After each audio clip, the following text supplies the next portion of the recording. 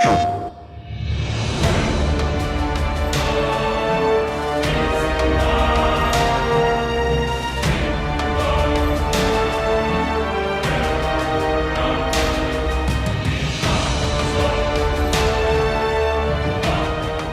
I'm Todd Pappy, Game Director at God of War Ascension.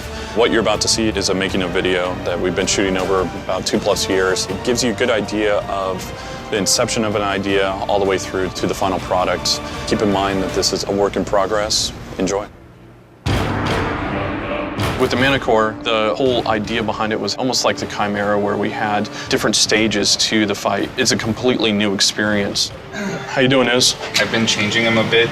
The wrist is still really thick, and for some reason that irks me. I don't know why. I can't really put my finger on it, but I think the biggest thing for me was just getting that kind of taper feel where it goes from the elbow to the wrist. We'll go back and forth with a lot of iterations, trying to get something that feels cool. It has to work for animation. It has to feel fun and interesting. We're going for, you know, the ultimate look. So the thing has to be huge, badass, you know, cool.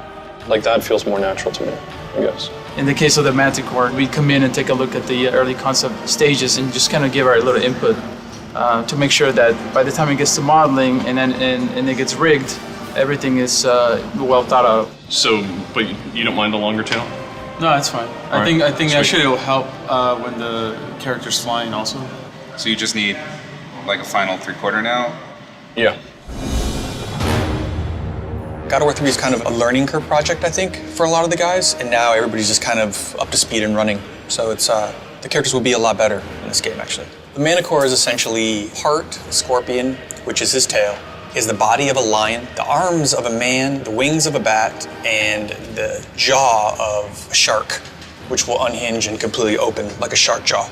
It opens very far so that he can spit these large fireballs. In the concept, they really like this big oval that you got from a shark.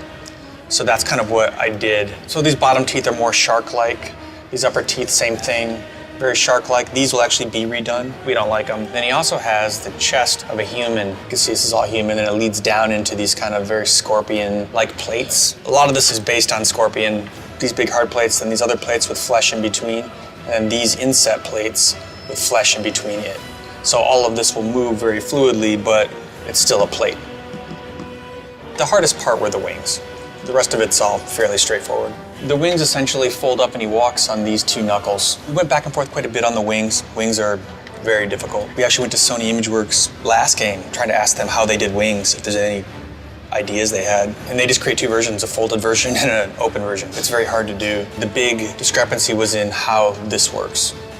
If they transition off fingers, are they a hinge? We needed them to be able to fold up so the character could swipe. And this is what we came up with. There were always spikes here, but there was also a mane. There wasn't hair on him anywhere else. And it really didn't make any sense to me that he would have a mane of hair and no hair anywhere else. So I kind of pitched Todd on the idea of just spikes. He tentatively agreed. He hasn't cut it so far, so far so good. All of the textures for this character were painted in ZBrush. Where I paint little cracks, there's actually normal map detail of those cracks. So you're really supporting the sculpt and driving home and accentuating the detail that you have in the sculpt. It all works together just to look nicer, looks more natural.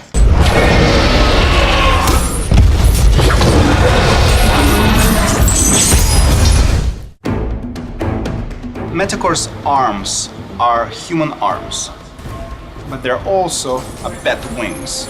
So I was working with an animator who had an idea of how he wants this thing to work. And my job was to actually make rig work in the way he wanted it to work. And the solution was I want to have one control that basically makes it look good. So this is the prototype of the wing rig. So here's the main control, and it sort of allows you to move the whole character around. This would be sort of half the body of the Manticore here, and the wing starts with this human-like arm. We could make lots of controls to animate this wing, but animator really wanted to have a single control that would just do exactly what they want. And this control became this guy, this large control in the middle of the wing. So I'll show you a little bit what it can do. So this control can basically mimic the billowing of the wing itself.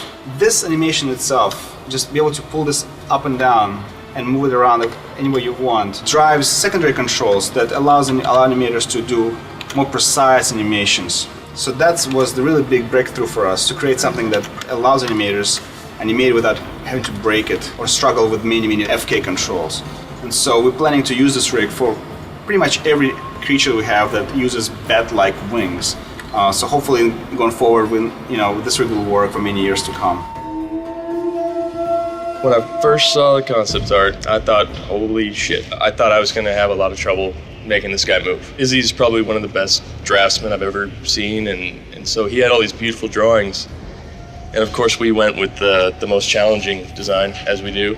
Probably the most complicated rig I've seen here outside of the Poseidon fight. The Manticore, he's got all of these tail joints that move around. He's also got this stretchy little pelvis here.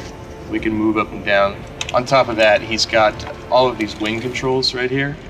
And you can see there's these diamond shapes, and what they do is kind of control where this thing flexes. But for extra control, we've also got these other joints that come in here, and they can actually rotate just to finesse it a little bit. So all of those things included, it's probably 3 or 4 times as complex as Kratos' rig. It's such a strange design, really having a hard time wrapping my head around it. It's not until we actually start to break the guy down and hurt him that I started to enjoy animating him. Once he's on the ground, folds up those wings. We had to do a lot of trickery with the wings just to get them to work. You can see the size of these right now is actually a lot smaller than when they're in the air because we're actually scaling the joints down. When we had the wings bigger, they were way out here, so you couldn't quite read what was going on. It's still hard. It's so unique and it's so foreign. People tend to recognize things through silhouette, and this just is completely alienating. When he's on the ground, he's got another tail strike. Tail looks good. He's got another move where he goes to the air and claps his wings. That knocks the player back. One of the best and worst parts about working on the God of War series is that our creature designs are nuts. As an animator, you're constantly challenged to kind of find ways to make this stuff look good. When you get to make Kratos kill the stuff that you're not that into, it's equally as fun.